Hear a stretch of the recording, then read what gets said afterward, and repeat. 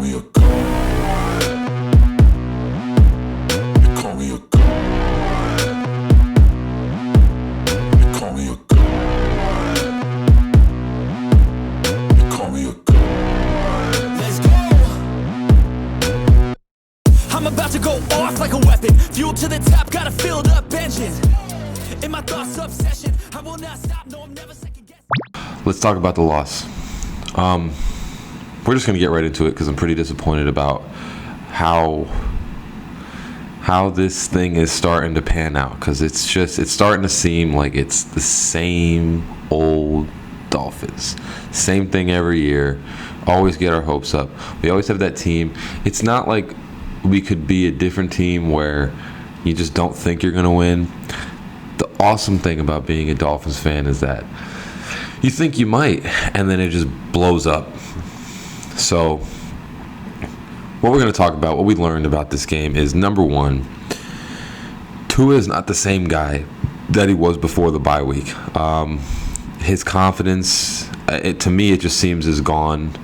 I think he had more confidence last year under Brian Flores at this point than he does right now. Like, I feel like he just thinks nothing's going to go right for him at this point, which is crazy because he was playing at an MVP level, and now he looks confused, and he just looks down on himself for some reason, when if you really look at the aspect of what's going on, it's only been 2 games that he's played badly. I mean, that's not a lot. And just the way he looks is like it's over for him. And I think that is one of the biggest problems that we have right now, is that our team has no confidence. And we looked like the man right before the bye week, and it's just gone right now. I don't know what's going on with him subjectively, but he just looks like he's just not the same person that he was. Has to do somewhat with scheming and game plan, but it's also just, I don't see him going through a bunch of reads. I don't see him moving around in the pocket like he used to. I just don't see a lot of the stuff that he used to do in the 4 games ago. I mean, it's insane. So Tua is not the same person right now. Kind of looks like everything's too fast for him. And what I also think is happening is he's now, from this year, been programmed to throw the deep ball, throw 20 yards each play. And what I think I want to look back on is that last year he was supposedly the dinking and dunking master. And what I do think is that at this point, you need to take the best of both worlds, because I think now he's trying to force the ball deep all the time. And sure, it works every once in a while, but for the most part, it's just not moving the ball down the field. And what I think is, I saw a bunch of times where he's trying to force these deep passes, and there's a running back right there. They're all playing their linebackers back, which means that it leaves a lot of room in the front of the field. There's a running back or somebody just out in the flat that you could just dink it off to, and it's called taking what the defense gives you. So Tua is not the same guy just because he's trying to force the ball down the field. And I think he needs to take a step back and look at some of the reasons he was successful last year is because he was getting the ball out quick to short routes. And you have to take what the defense gives you. You can't sit there and try and force the deep ball if there is no deep shot. But if you just sit there and see, okay, they stopped me on a couple of deep passes, let's see if we can audible and do a short drag slant 5 and out, which worked with Jalen Waddle when we did a 5 and out. He got like 15 yards. I mean, do a couple of short routes, audible to a short route or something along those lines. Get the ball out of your hands quick.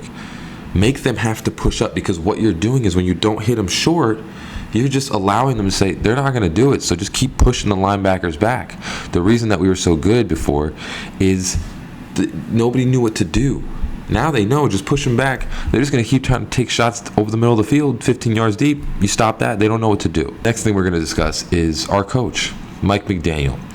And what I'm thinking we're starting to see right now, which I hope that he turns it around, but we're starting to see the difference between an offensive coordinator and a head coach. And the big difference is that you saw with Shanahan in the last game and this game that he was playing against Tom Brady. Shanahan has a whole new quarterback. His players are going down, but nothing is stopping. Nothing's stopping. They're continually moving the ball, and they're continually winning games. And the difference between Mike McDaniel and Shanahan is that Mike McDaniel has stalled out, and he just doesn't know what to do anymore offensively. It worked for a decent amount of time, and now he's making zero adjustments to what he was trying to do. And it's showing because teams are catching on to what Mike McDaniel's trying to do, and he's just not moving the ball down the field like we used to. And he has no answer for it. And that is the big difference between an offensive coordinator and a head coach, or a coordinator and a head coach, is that there's a lot more stuff on your plate, and there's a lot more adjustments that you have to make. You can't just sit there and only take care of the plays. You need to watch the whole field and adjust in every possible way. And he's not doing that. And I think he really needs to. People are trying to blame Tua, but of course it's Tua's fault right now too. Not saying that he's playing at all good. He's playing really bad too. But also Mike McDaniel just looks confused in the play calling. He looks like he's just going to call the same plays, just like Brian Flores did last year. They're not working, and he doesn't know where to go from there. I think everybody, they really need to have a sit down and start almost off-season type game planning and just throw the script away and do something completely different. Because right now teams are catching on, and we can't do anything. I mean, I don't think I've ever seen someone miss that many throws in a game and still be that close. So it just shines to our talent. But Mike McDaniel just seems to have no clue, just like Tua. They're both showing that they just seem to both have no idea what to do right now. And it's really scary. It's really scary because I think if we don't get our stuff together, I mean, we're playing the Bills next week at Buffalo in the cold. I don't know with this team. I mean, maybe they could turn it all around, but they just look confused. I think we can all recognize, even though Brian Flores really wasn't a good offensive coach and he wasn't a good head coach, a lot of people didn't like him. This defense is not Josh Boyer's defense. It was Flores. And it's showing that Josh Boyer, I mean, the play calls that he has where he has an all-out blitz and then he puts the cornerbacks back, which is basically like an oxymoron. I mean, you're essentially throwing something at a quarterback to show him that you have no time, but you're also putting your guys back so that they can't stop anything short. And they do it over and over again. And he just keeps calling these same types of plays, and people keep scoring touchdowns on us.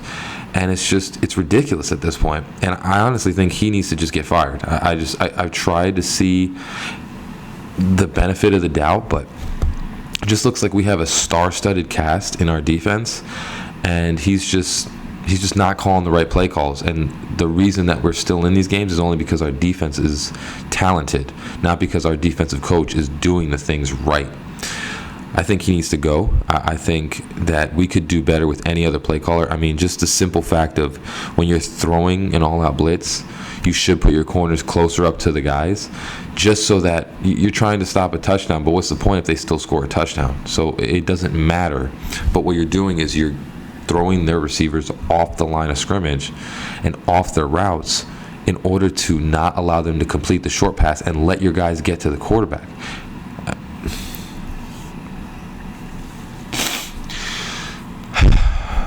There's a lot going on. And, you know, I want to look at the bright side, and I'm hoping that we can.